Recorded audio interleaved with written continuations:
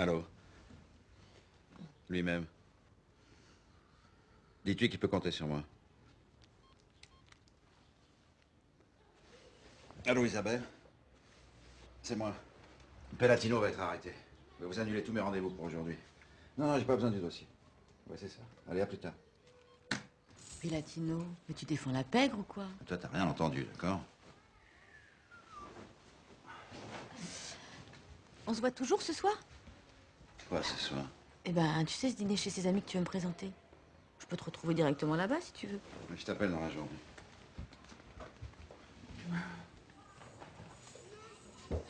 Merde, Rispoli. Rispoli, mais tu les défends tous? Non, c'est un client que je devais voir aujourd'hui. Ouais, je sais, j'ai rien entendu.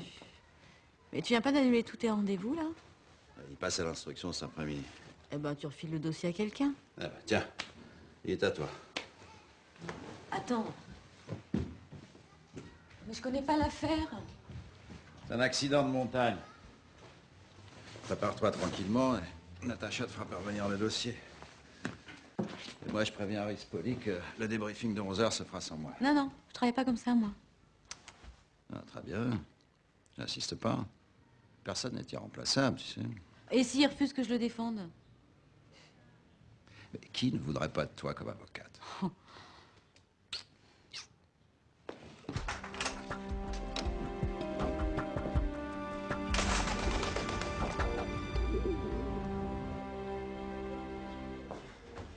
Alors, t'as beurré mes tartines, mon chéri?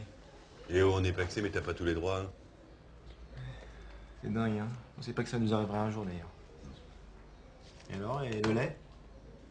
Et n'oublie pas qu'un seul partenaire peut demander la dissolution. Alors t'as intérêt à être très gentil avec moi. Et toi, t'as intérêt à sourire un peu plus que pour la nuit de noces. Oui, je fais. Quoi? T'es écroulé sur le lit, là, fait comme un cochon. Tu prépares un boisson pour Michel ce soir? Tu sais que t'es bon à marier, toi. Mon gros malin.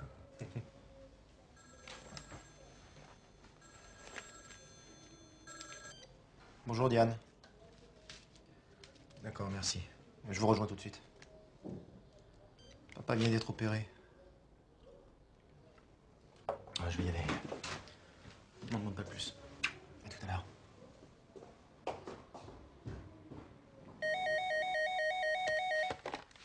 Cabinet Zeldar à Carvani, j'écoute.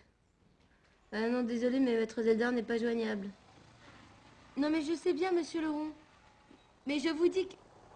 Bon, écoutez, je vous passe Maître Carvani. Robert, un emmerdeur pour vous. Non, mais Antoine est sur le point de claquer, et ce type, tout ce qu'il voit, c'est qu'il reste d'aller en tôle à cause de lui. Les gens sont vraiment dans l'égoïsme. Ah là là, ça va pas? C'est Zohar? Réveillé toutes les 2 heures, hein. Par du hurlement, le cauchemar. Enfin, au moins, quand tu fais un cauchemar, ça veut dire que tu dors. Profite, quand il rentrera ivre-mort, tu regretteras ces merveilleux moments. Ouais. Tu crois qu'on peut vivre longtemps sans dormir? Bonjour. Bonjour Gladys, on a déposé ça pour vous, ça vient du dessus. Ah oui. Merci. Rose, je peux pas dormir un petit heure sur le bureau, là? Prends ta journée tant que t'y es. C'est vrai, je peux? Audrey. Oh, on est dans la merde. Hein. Bah, c'est maintenant que vous en rendez compte. Ah, Rose. Qui est libre dans les jours à venir? Alors, Laurent est mobilisé à Versailles pour 2 jours. Oui, ça le sonne, est sur le même dossier. Claire est assignée aux comparutions pour la semaine et Elisabeth est au palais à l'audience Roman de Var. Et Gladys? Elle a aucun rendez-vous, Gladys? Gladys vient d'entrer un client en urgence. Mais vous avez vraiment besoin d'être 2 à Versailles? Attendez, si le NRO demande 2 avocats, il vaut mieux y aller à 2 avocats. Le client de dernière minute, là, il peut pas attendre un peu? C'est un client de Maître Nguyen. Et puis, laisse un message. D'accord. À 15h30.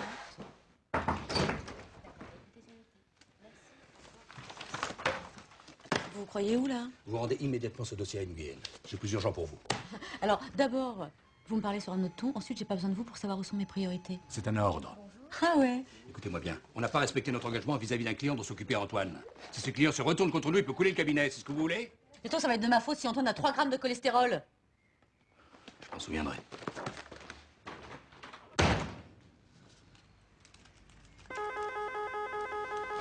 Ouais.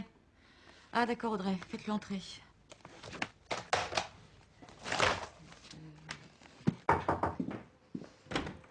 Monsieur Rispoli, enchanté. Maître Dupré. Bonjour. Installez-vous, je vous en prie. Ne le prenez pas mal, hein, mais j'aurais préféré que ce soit Maître Nguyen qui me représente. Je connais votre dossier sur le bout des ongles. À 2 heures de la convocation chez le juge, c'est préférable, non? Oui. J'espère que cette histoire ridicule va se régler rapidement. Il n'y a pas que ça à faire. Alors, petit exercice. Racontez-moi les faits comme vous le ferez devant le juge. J'ai tué un homme. Ça commence mal. Pardon. Non, si vous démarrez comme ça, on va droit dans le mur. Il vaut mieux s'en tenir aux circonstances de l'accident. Eh bien, le holding pour lequel je suis conseiller financier va organiser un stage sportif en montagne pour les employés de la boîte. Pour dynamiser l'esprit de groupe. J'ai effectué une escalade avec un junior manager, Luc Dumas, Un junior manager? un collaborateur sous mes ordres. Ah. Nous avons eu un accident. Le piton qui attachait la corde de rappel a lâché. Dumas a glissé et il s'est retrouvé suspendu dans le vide. Maintenu par la corde. J'ai essayé de le remonter, mais il était trop lourd. J'allais être entraîné. Alors j'ai coupé la corde. Et Dumas est mort dans la chute. Il n'y avait pas le choix. C'était lui ou bien nous deux. Il y avait des témoins? Nous étions seuls. Donc, tout repose sur votre bonne foi? Je suis prêt à payer le prix, mais je veux la garantie que vous allez me sortir de là. La garantie, je vends pas des lave-linges, hein. Je veux des résultats. Il me faut des éléments, ça va pas être facile. Cela ne semblait pas poser de problème majeur à Maître Nguyen. Vous pensez que c'est un hasard si mon confrère m'a confié votre dossier?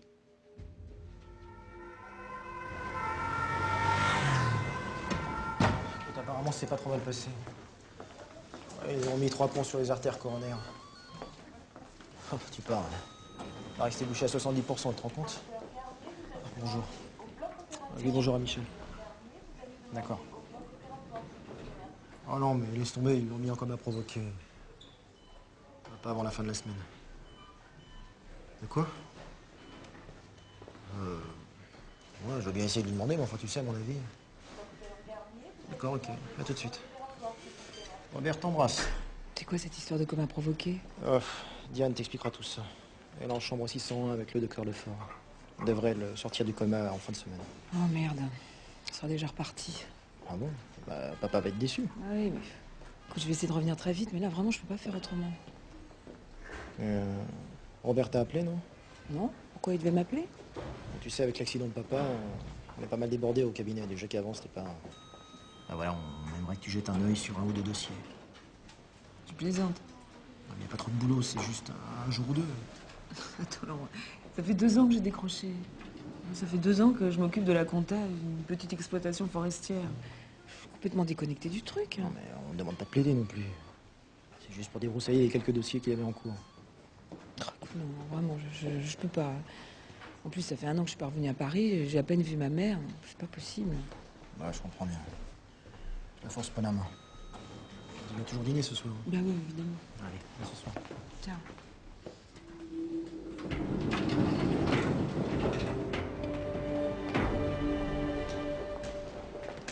Bonjour Madame Romain. Bonjour maître. Bonjour Thomas. Bonjour. Tu marches de mieux en mieux, ça fait plaisir. Vous vous rendez compte qu'ils ont le culot de commercialiser le DVD après ce qui s'est passé? Contractuellement, ils en ont parfaitement le droit. J'ai justement relu le contrat de Thomas hier pour m'en assurer. Et de faire sortir le film le jour du procès? Ça va de pair avec le cynisme de ce producteur. Oui, qui l'a poussé à faire des cascades de plus en plus dangereuses. Hier, les médecins m'ont dit que les séquelles seraient sûrement définitives. Écoutez, il ne faut en aucun cas faire le procès de ce genre de programme. On va s'en tenir uniquement à l'accident, d'accord? Thomas, tu es prêt à témoigner? Ah ouais, carrément. J'ai jamais vu de procès en plus, on va se marrer. C'est pas un spectacle, tu sais. Quoi? Il y aura pas de caméra? Il va falloir que je t'explique 2 ou 3 choses sur la justice, toi. Hein? Bon, viens, c'est par là.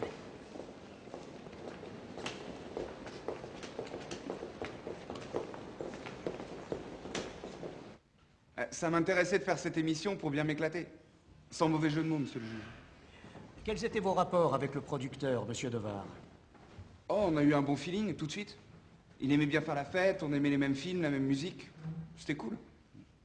Pouvez-vous nous relater votre accident? Bah, c'est une cascade que j'avais appelée la boule de bowling humaine. La boule de bowling humaine? Ouais. Je suis allongé sur mon skate et je fonce sur des poubelles disposées comme des quilles de bowling pour faire un strike, quoi. Sans casque? Bah oui, c'est pas marrant. C'est ainsi que la tête de Thomas a heurté un muret derrière les poubelles. Il s'est réveillé à l'hôpital paralysé. Il souffre aujourd'hui de séquelles irrémédiables. Tassement des vertèbres cervicales, déchirure de la moelle épinière Et non seulement mon client risque de ne plus pouvoir se déplacer sans béquille, mais il subit également des troubles du comportement. Monsieur Roman reconnaît qu'il préférait effectuer la cascade sans casque. Il a mis de lui-même sa vie en danger. Si mon client a pris des risques, c'est uniquement pour répondre aux exigences abusives de son producteur, William Devar. Monsieur Devar, dites-nous dans quelles circonstances vous avez créé cette émission. C'était un concept qui cartonnait... Pardon. Qui marchait bien aux États-Unis. Il fallait juste trouver les casse-cous qui accepteraient de jouer le jeu. Alors j'ai écumé les pistes de skate, j'ai repéré Thomas. Il a tout de suite été emballé. On a tourné un pilote et j'ai vendu l'émission à une chaîne du câble. Mais pourquoi vous être intéressé à la production d'une émission de télévision? Vous n'aviez pourtant aucune expérience préalable dans ce domaine. La passion, monsieur le juge. La passion. Je tiens à signaler qu'avant la télé, William Devar a coulé plusieurs start-up dans des domaines aussi divers que la publicité, le marketing, la chanson, la passion, bien sûr. Mon client n'a eu qu'une seule alternative dans cette affaire, monsieur le juge. Sauver sa propre vie. Vous me laissez en décider, maître Dupré.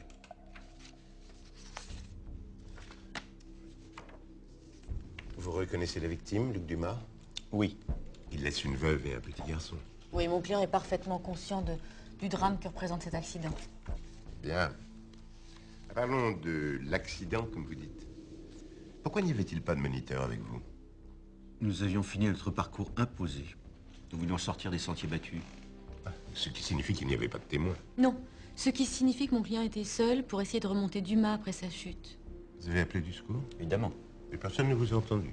J'ai essayé de lancer un appel avec mon portable, mais il n'y avait pas de réseau. La corde allait céder. Je risquais de me retrouver entraîné dans la chute de Dumas. Vous risquez? Vous n'en êtes donc pas certain? Si, bien sûr. Bon, enfin, tout ça s'est passé en quelques minutes, monsieur le juge. Parlez-moi de vos rapports avec Luc Dumas. Je l'ai engagé, je l'ai formé. On travaille ensemble depuis 3 ans. Pas de conflit entre vous? Rien de grave. Vraiment. J'ai pourtant ici le témoignage d'un de vos collègues. Je cite. Dumas voulait éjecter M. Franck Rispoli de la direction du consulting. Ils se détestaient. Qu'avez-vous à répondre à cela, M. Rispoli?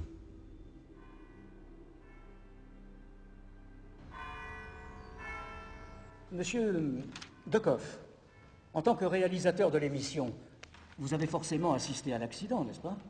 Oui. Allez-y, parlez. Avant de devenir connu, Thomas restait dans les limites. Genre, dévaler des escaliers de dos sur son skate, boire des litres de lait pour les vomir, enfin des trucs comme ça, quoi. Bon, c'est vrai, il y a une fois, on a dû l'emmener à l'hôpital. Pour quelle raison? Il s'était collé les testicules à sa planche de skate. Non mais attendez, c'était malin, hein. Un sacré bon coup de pub pour l'émission, hein. Et après cet exploit, c'est ce nouveau statut de héros national qui l'a poussé à en faire toujours plus? Non, mais vous savez, quand vous avez des jolies filles dans les parages... Eh putain, t'es gonflé de dire ça. Je vous en prie. Est-ce qu'à votre avis, il a pris des risques inconsidérés? Non mais, il a un peu pété les plombs. Il était tellement sollicité, ça peut se comprendre. William Devar est le seul employeur de monsieur Decoff. Son témoignage doit être considéré comme partial. Partial? Partial vous-même, hein? S'il vous plaît.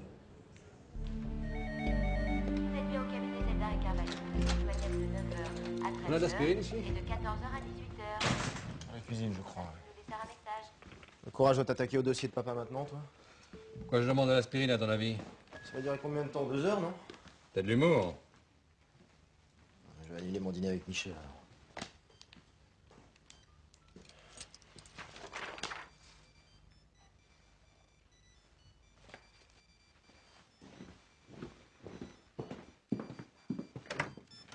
Ouais.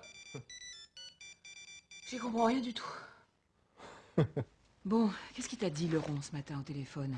Entre deux insultes, il m'a dit qu'il avait reçu un commandement de payer. Il y a quoi dans ce dossier? Rien. Vide absolu. À part un procès verbal disant que le client s'est fait serrer par la douane à la frontière belge avec 2000 cartouches de clopes. Il a été jugé et placé sous contrainte judiciaire. C'est quoi ça, la contrainte judiciaire? Ah non, je déconne pas, je sais pas ce que c'est. De ton temps, c'était la contrainte par corps. Article 554, alinéa 1 et 2 du nouveau CPP. En clair, le rond Purge une peine de prison avec sursis, notre cabinet a été missionné pour rembourser sa dette au trésor public. Oui, merci. Je sais encore ce que c'est qu'une contrainte de parcours. Dis-moi, t'as vu des bordereaux de dépôt Carpa dans le dossier? Aucun. Et Rose m'affirme que toutes les pièces sont là. Parce qu'il a pu les mettre, c'est preuve de dépôt.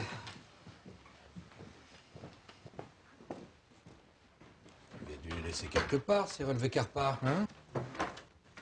Oh, regardez. C'est pas mignon, ça. Hein? Voilà, bingo. Wow. Le sous-compte que papa a ouvert pour le rond est à 0. Eh ben, pas étonnant qu'il ait reçu un commandement de payer, le rond. Alors, il y a deux solutions. Soit le rond n'a jamais remis d'argent à Antoine. Auquel cas le client a tort. Ouais. Ou alors Antoine n'a jamais déposé cet argent sur le compte Carpa. Comme on peut pas poser la question à Antoine, il ne reste plus qu'à interroger le client. Tu ferais pas ça pour nous? Oh non, vous faites chier les mecs. Ouais, Michel.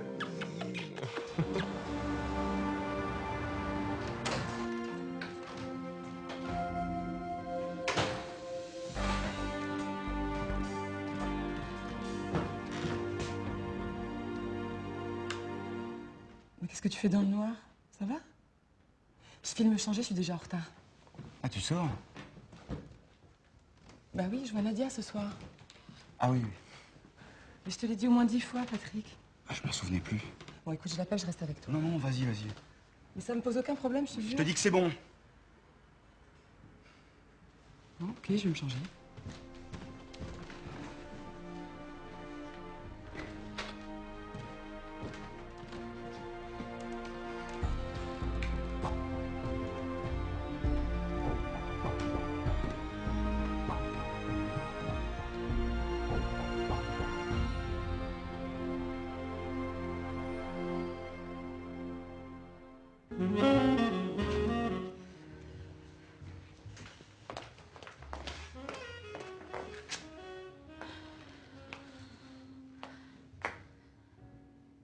Serge, c'est Gladys. Bon, il est 22h.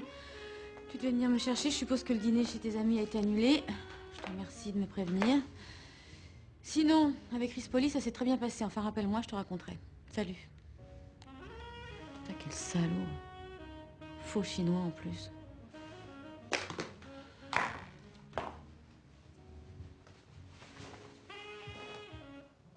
Alors, cette remise à niveau? Ce stage forcé, tu veux dire? Bah écoute, ça a remis pas mal de choses. Pas que des mauvais souvenirs. Hein. Vous en sortez avec les dossiers d'Antoine? Ils sont dans le même état que ces artères, les dossiers d'Antoine. Franchement, ça fait peur. Je pensais pas que ça pouvait être à ce point-là, d'ailleurs. Il faut pas y voir un signe avant-coureur à son état actuel, non? Un gros coup de fatigue? Moi, j'irais plutôt un gros coup de ras-le-bol. Hein. Il adore son métier, ton père. C'est toute sa vie. Moi, je te dis qu'il a perdu la foi. Tu sais qu'on est au bord du dépôt de bilan, là. Alors, trimer toute sa vie pour en arriver là. Tu m'étonnes qu'il fasse un infarctus. Ah. C'est vrai qu'il avait pas mal changé ces derniers temps. Il se prenait la tête, il s'énervait pour n'importe quoi. Oh, ça va. Arrêtez de parler de lui au passé. Moi, j'ai travaillé 15 ans avec Antoine et je l'ai toujours connu anxieux, déprimé, colérique, râleur, égocentrique, vieux con avant l'âge, toujours à 2 doigts du dépôt de bilan. Il a toujours été comme ça, Antoine. C'est comme ça qu'il est et c'est comme ça qu'on l'aime. Hein? T'as raison. Allez.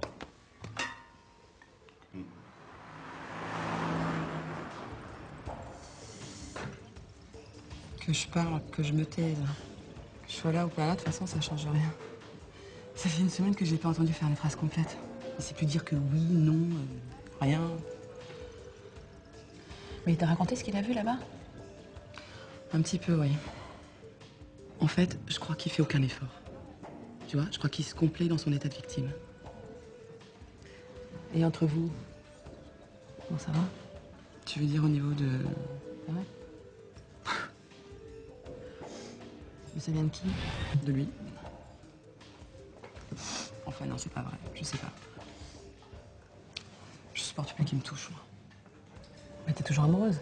Eh ben évidemment, il a failli y passer. Bah, je vois pas le rapport.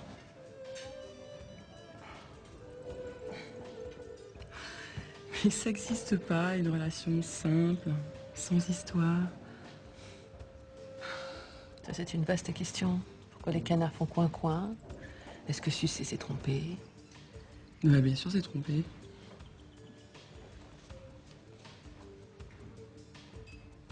Il n'y a pas que lui qui me perturbe. Robert? Ne me dis pas que t'es tombée amoureuse de Robert. Non, je te le dis pas. Alors écoute-moi bien. Je me dois de t'avertir. Robert, c'est l'assurance d'une suite ininterrompue d'emmerdements. Je sais de quoi je parle. Alors réfléchis bien, ma vieille. Je fais que ça, réfléchir. C'est mal barré, je m'en tire. Нова формула смак.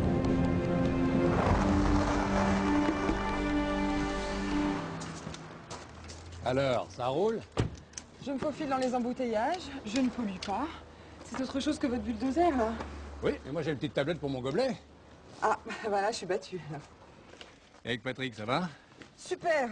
Les retrouvailles, vous savez ce que c'est? Le bonheur, quoi. Exactement. Plus, ce serait trop. Bon, je file, il faut que je révise avant l'audience. Bien sûr.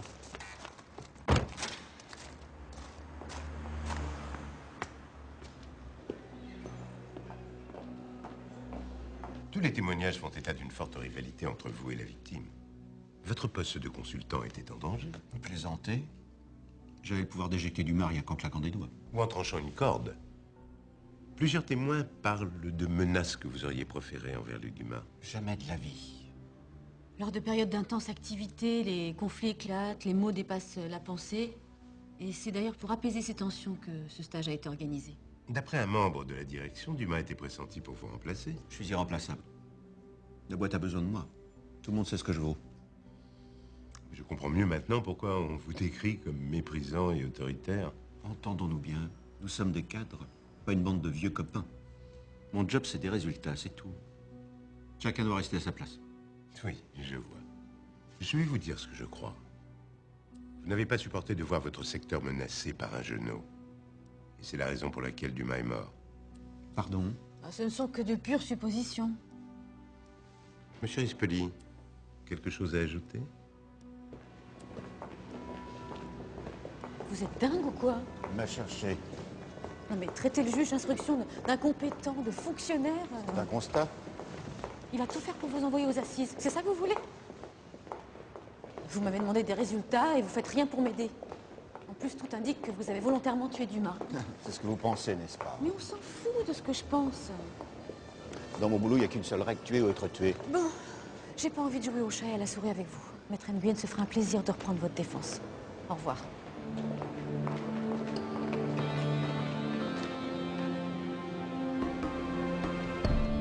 Très bien, je viendrai vous avoir. Au revoir. Quoi encore? J'en ai marre de gâcher ma jeunesse assise sur cette chaise-là. Travail debout, je n'y vois aucun inconvénient. Audrey, appelez Bonnard du NRO et dites-lui que j'aurai un peu de retard. Laurent est déjà sur place. Le cabinet russe fait attend ce dossier au plus vite. Oh, super, j'y vais, Rose. Prends le standard. Non, par coursier. Bonjour. Ah. Bonjour Michel. Comment vas-tu? Ouh, ça va. C'est super, vous soyez revenu. C'est gentil, Audrey, mais c'est très momentané. Bonjour, je voudrais voir le remplaçant de Maître Zelder, s'il vous plaît. Albert Leron. Ah. Maître Carvani, nous sommes parlé hier matin au téléphone. Maître Berg va s'occuper de votre dossier. Enchanté, monsieur Leron. Bonjour. Si vous voulez bien me suivre dans le bureau.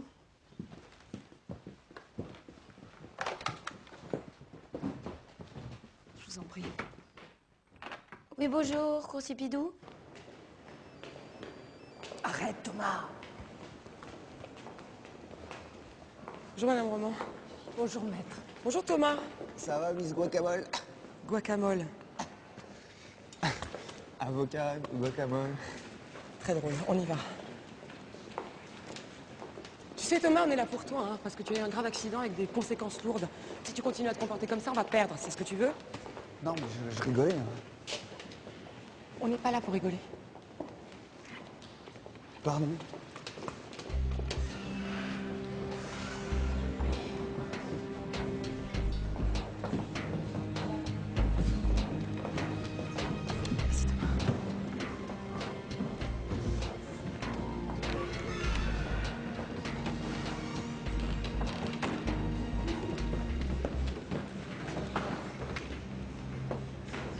Bien, alors je récapitule. Vous vous êtes fait coincer à la frontière franco-belge avec un stock important de cigarettes. 2000 cartouches. Des cigarettes de contrebande, je suppose. Et alors? Non, je m'étonne simplement. Vous n'avez pas le profil d'un trafiquant. Et vous voulez savoir si vous avez le profil d'un avocat?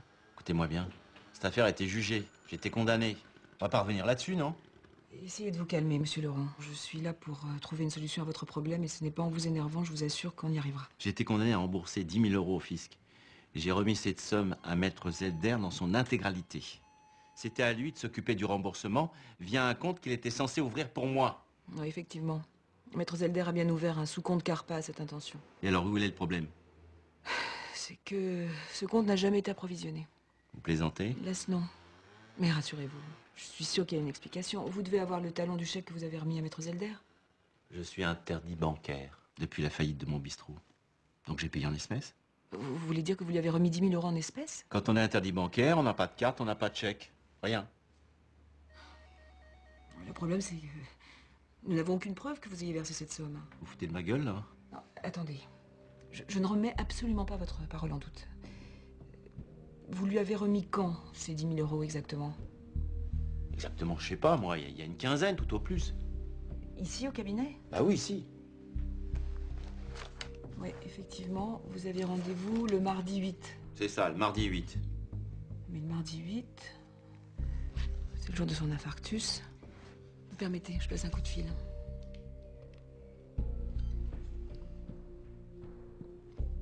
Oui, Diane, c'est Michel. Je vous dérange pas trop? Bon, tant mieux. Diane, j'ai en face de moi un client d'Antoine qui lui aurait remis une somme en liquide très importante le jour de son infarctus. Est-ce que vous pourriez la regarder dans la veste d'Antoine? On ne sait jamais. Oui, c'est gentil. Non, non, je quitte pas, merci. Elle est allée voir. Oui, Diane. Combien? Bon, mais c'est gentil. Merci beaucoup. Je vous rappelle plus tard. Au revoir. Non, il y avait 50 € dans sa veste. Je vais pas me laisser faire. Je vais vous traîner devant le Conseil de l'Ordre. Et je vous jure que je vais le faire. Ah, écoutez, monsieur Laurent. Il en a marre, monsieur Laurent, il en a plein le cul. Vous m'entendez? J'ai donné tout ce que j'avais à Zelder. Moi, demain, si je paye pas, eh ben, je vais en tôle, les flics m'emmènent. Mais ça, vous en avez rien à foutre, vous, hein? Moi, j'ai tout perdu. Ma femme, mon bistrot, tout. On va vous sortir de là. Monsieur Devar, considérez-vous que l'émission Casse-Cou soit un succès? On peut toujours faire mieux, mais je suis satisfait.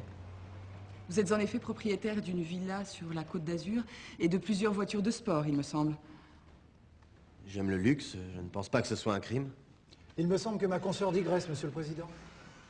Veuillez préciser votre pensée et bornez-vous à poser une question, Maître Vieville. Si j'en crois les chiffres, les audiences de l'émission Casse-Cou étaient en chute libre depuis plusieurs semaines. La concurrence fait rage. La chaîne n'envisageait-elle pas d'arrêter la diffusion? Nous avons eu quelques discussions, mais rien de définitif.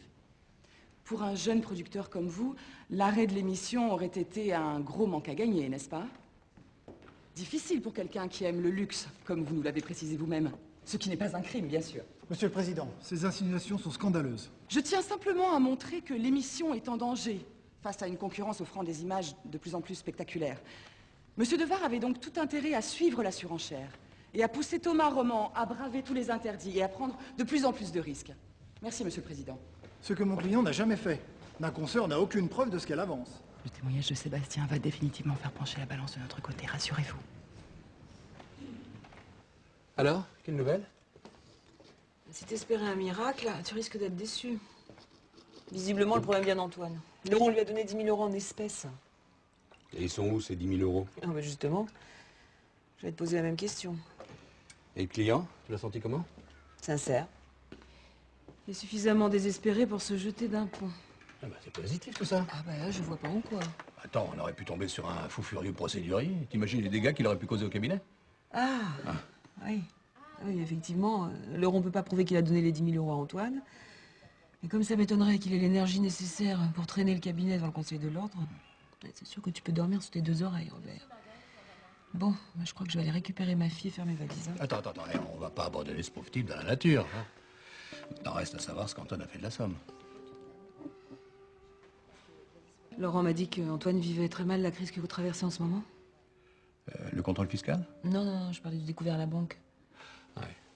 C'est vrai que de nous tous, c'est lui qui les vit le plus mal. Hein. Il le vit tellement mal qu'il est prêt à brader le cabinet au premier venu. Il se serait pas amusé à faire de la cavalerie avec l'argent des clients. Une histoire d'amadouer la banque en jouant un peu avec la trésorerie. Tu délires, hein? Je sais pas, il pouvait pas savoir qu'il allait faire un infarctus. Et puis une semaine d'adieu en moins, bah c'est une semaine d'adieu en moins. Attends, il aurait jamais fait un truc aussi dangereux. Ouais. Non, t'as raison. C'est vrai que ce serait suicidaire et c'est pas son genre. Bon, écoutez-moi bien, monsieur Rispoli. J'accepte de reprendre votre défense, mais il faut vous tenir à carreau maintenant, d'accord? La prochaine étape, c'est la confrontation avec Chapuisat, le moniteur du stage. On peut pas faire d'erreur là. D'accord. Chapuisat? Oui, oh Michel, je suis pas en vacances moi, d'accord? Et encore, elle est amoureuse. Tu sais quoi? On va jeter un petit coup d'œil dans les comptes bancaires du cabinet. Au chapitre versement à l'espèce. Je vais demander à Rose. Sébastien Roman, vous êtes le frère de Thomas. Avez-vous remarqué un changement dans son attitude ces derniers temps? Surtout depuis que j'ai discuté avec Devar que j'ai remarqué quelques trucs, quoi. Que voulez-vous dire? Un jour, à la sortie du lycée, William Devar est venu me trouver. Et il me demandait des trucs sur Thomas. Quel truc? Sur la famille, tout ça. Thomas allait pas bien. Il s'entendait pas du tout avec le nouveau mec de ma mère. Donc des fois, je me disais que Thomas faisait toutes ces conneries pour évacuer la rage qu'il y avait en lui. Puis juste avant l'accident, il s'est fait larguer par Sophie. Et là, il voyait tout en noir. Il parlait même de suicide. Une preuve de plus de l'état mental de monsieur Thomas Roman, prouvant qu'il a tout fait pour avoir son accident. J'aimerais bien que Sébastien nous dise pourquoi, à son avis, monsieur Devar est venu lui poser toutes ces questions. Pour lui mettre la rage, pour que Thomas y prenne des risques. On ne peut plus aberrant. Vous déplorez les contradictions de mon client quand cela vous arrange, mon cher confrère. Thomas Roman, confirmez-vous les déclarations de votre frère? Je sais pas. Moi, j'avais l'impression que ça allait plutôt bien. Monsieur Devar n'aurait donc exercé aucune pression sur vous, alors? Non, il a juste dit que si ma copine pensait que j'étais une merde, fallait que je lui montre que j'étais le meilleur. Qu'est-ce que je pouvais faire d'autre? Je devais prouver à tout le monde ce que je valais. Ces méthodes ont un nom, monsieur le président. Mise en danger de la vie d'autrui.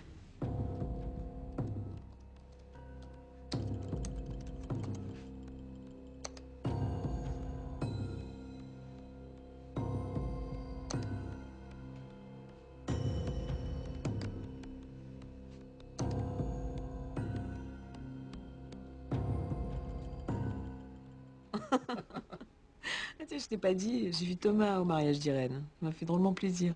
Attends, tu vois mon fils, tu vas au mariage de mon ex, tu vas m'humilier longtemps comme ça? Tu savais qu'elle s'était remariée? Bah oui, avec un type très riche et très beau, je sais. Je te rassure, ton fils peut pas le saquer. Oh, mon brave petit. J'ai fini les recherches, vous n'allez pas le croire. C'est pas vrai. Quoi? Oh, il a pas fait ça. Il l'a fait. Bon, Rose, vous filez à la banque et vous retirez les 10 000 euros. Très bien. Je veux pas t'affoler, Robert, hein, mais le temps que la CARPA s'assure de l'origine des fonds, le rond aura passé une semaine en prison. Je demande à pas ce droit. T'es fou? Pour mettre en lumière les agissements inconsidérés d'Antoine? Le bâtonnier contrôle la CARPA. Et je connais très bien sa femme. Que tu connais. Nadia. Ah, mais oui. Michel, excuse-moi pour tout à l'heure, hein, j'avais un mal de tête épouvantable. Tu fais quoi ce soir? Tu veux pas qu'on dîne ensemble? Non, j'aurais adoré Gladys, mais c'est ma dernière soirée à Paris. Accepte. T'auras moins de regrets de partir. Bon, tu te souviens du procès Chapuisat-Martinez il y a 4 ans? Non, c'est loin, tu sais. Et puis, à force d'être en vacances tout le temps, on perd la mémoire. Hein. Bien vu. Ouais, enfin, je l'ai connu plus en forme. Hein. Ah, mais ça va, je vais pas me mettre à genoux. J'ai besoin que tu me dises tout ce que tu sais sur Chapuisat. Allez, un innocent risque la cour d'assises. Au nom de votre amitié. C'est diva de la vie d'un innocent, alors. Je t'en connais bien là, toi.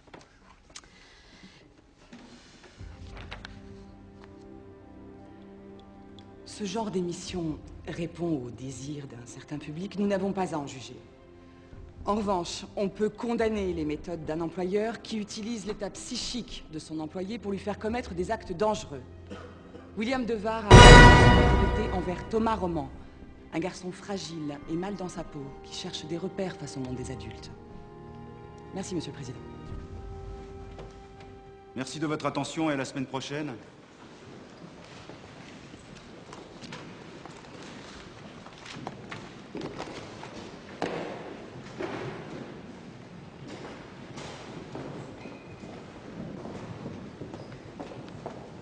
Je peux vous poser une question, professeur?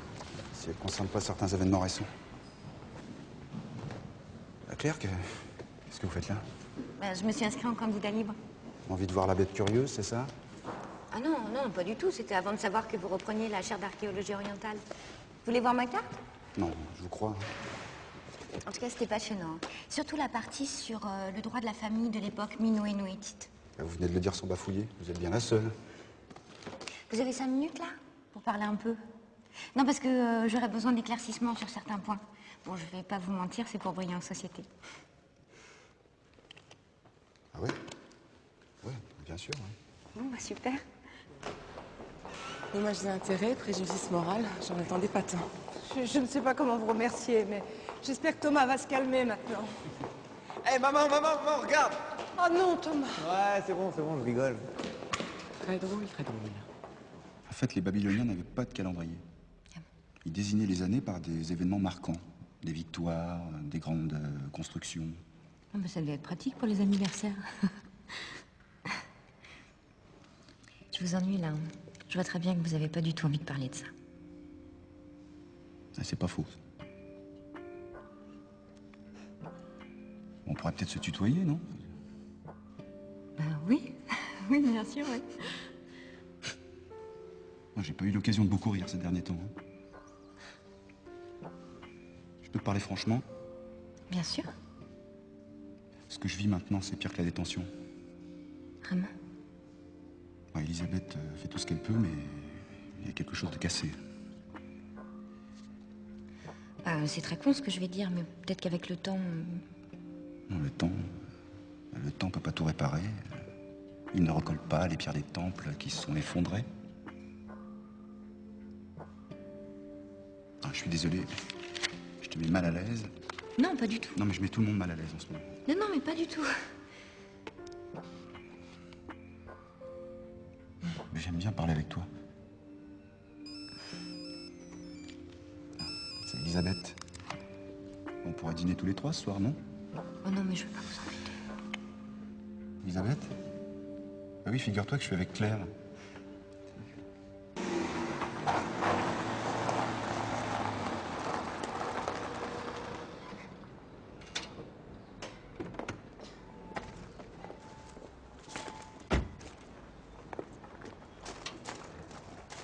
Eh bien, on a l'accueil qu'on mérite. Mais je te fais aucun reproche. Je suppose que tu avais de bonnes raisons de me laisser t'attendre. Alors, Rispoli, Il m'adore. Il en a même oublié qui il avait choisi au début. donc tu n'as plus besoin de moi. Exactement. Ah, écoute, je suis sincèrement désolé pour hier soir. C'était impossible de te prévenir. Impossible même de te dire pourquoi. Non, ce que je peux te dire, en tous les cas, c'est que je n'étais pas avec une autre femme. Mais t'as pas de compte à me rendre, tu sais. On est tous les deux parfaitement libres.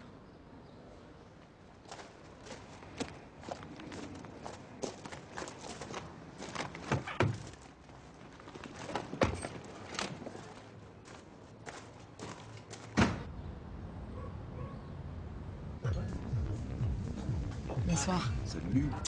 Ça va? Oui. Oui. Alors, ton cours, ça s'est bien passé? Pas mal, hein? Claire me disait que je suis pas un trop mauvais prof. Je confirme. Excusez-moi. Non, là, je... C'est un mec comme Patrick qu'il me faudrait, en fait. Bah, vas-y doucement. Commence par un mec tout court. Tu sais ce que me disait Claire? Non. Non, arrête, c'est pas drôle, attends. Elle me disait que c'était un mec comme toi qu'il lui faudrait dans sa vie. Je suis désolé, je suis déjà marié avec la meilleure des femmes. Je sais.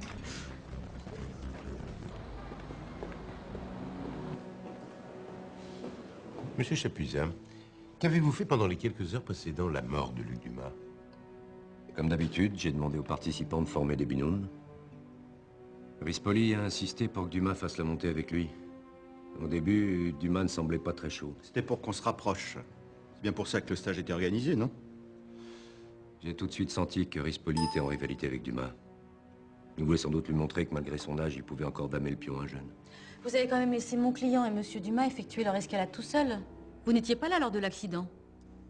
Ils avaient pour consigne de m'attendre à leur poste le temps que j'aille aider les retardataires.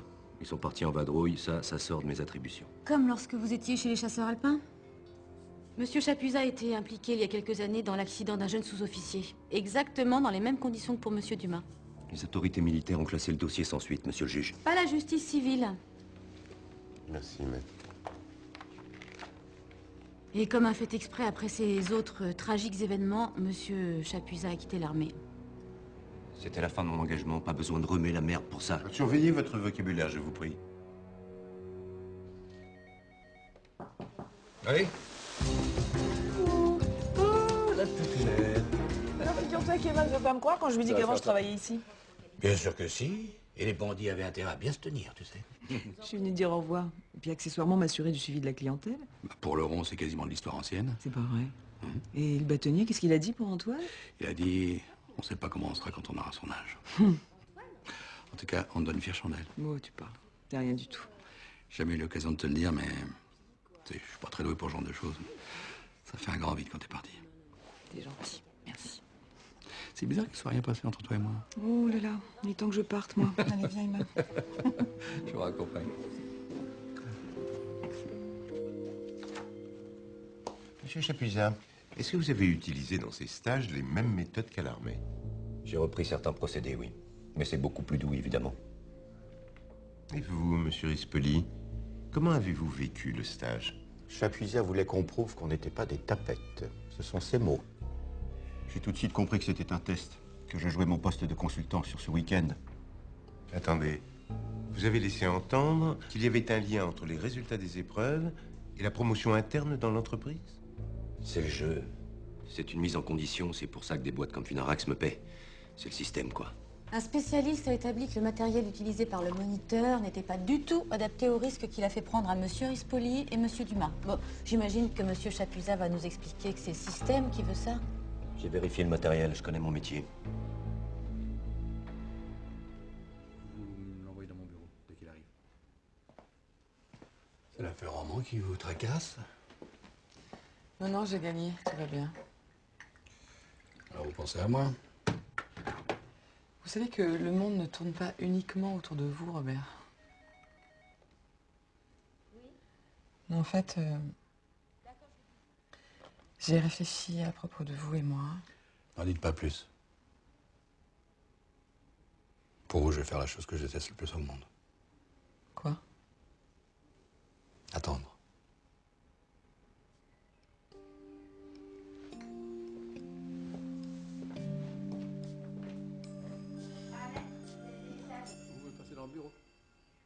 Mon client et Monsieur Dumas sont tous les deux les victimes d'une logique de sélection dans l'entreprise. Ils se sont laissés embarquer dans une course à la performance stupide, encouragée par Chapuzat qui leur a laissé entendre qu'il y avait un enjeu. Et il a fait preuve de négligence, il ne les a pas suffisamment encadrés et l'accident dramatique est survenu. Mais je le répète, mon client n'avait pas le choix. Il n'y a aucun doute là-dessus. Monsieur Rispoli.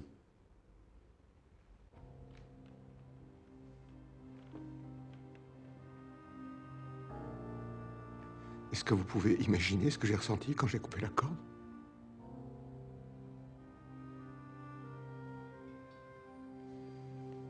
Ne pas pouvoir sauver un homme qui crie au secours. J'entends encore ces cris. Je les entends tout le temps, ça s'arrête jamais. Jamais.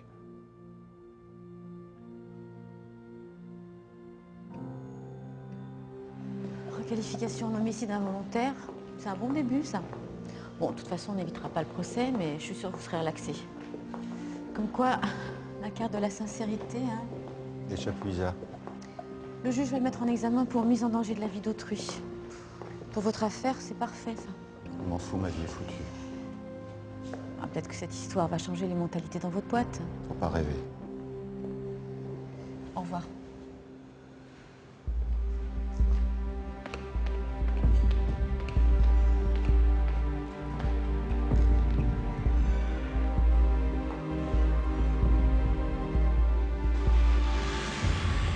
Tiens, regarde qui est là. Attention, chérie. Tu mettras ce costume de fée d'un coup de baguette magique, tu te retrouveras en France avec. Ça te plaît? Oui. Allez, rentre vite dans la voiture. Tiens. Bon, bien sûr de devoir partir? Jack a besoin de moi. Mais je reviens dès que je peux, je te promets. Et toi, tu m'appelles, hein? Promis. Ouais, bien sûr, t'inquiète.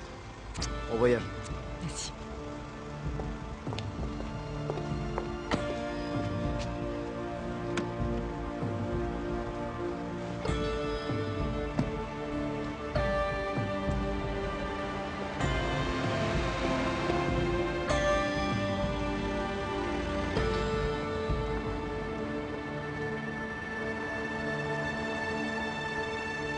Mais non, je suis pas du tout son esclave, je t'assure. Attends, s'il se pointe ce soir, je te jure que je l'ouvre pas. Non, non, je te dis. Bon, rien, je vais me faire une soirée télé, je vais regarder une série à la con, puis ça va aller très bien. Hein. T'inquiète pas. Et toi, les amours, ça va? Attends, faut que je te laisse, ça déborde, là. Allez, je t'embrasse.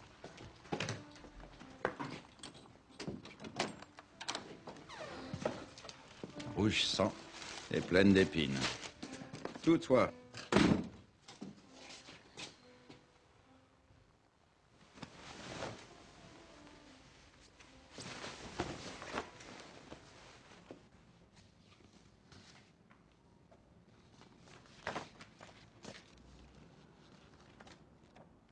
Ah oui, non, j'ai pris rendez-vous à la banque pour l'ouverture du compte commun. On est bien d'accord, hein, une seule carte de crédit et c'est moi qui la garde. Alors toi? Tiens, écoute celle-là. Dans l'immeuble entièrement rénové, en plein cœur du Paris historique, 150 mètres carrés, lumineux, jacuzzi, grande terrasse. Tu penses pas qu'on fait une connerie en achetant dans Paris? Les climatologues sont tous d'accord pour dire que d'ici 10 ans, on va crever sous la chaleur. On va mettre à la clim. C'est justement à cause de la clim que Paris sera un four. C'est chiant, hein? Je sais. Mais non, Paul. Mais non. Ah oui.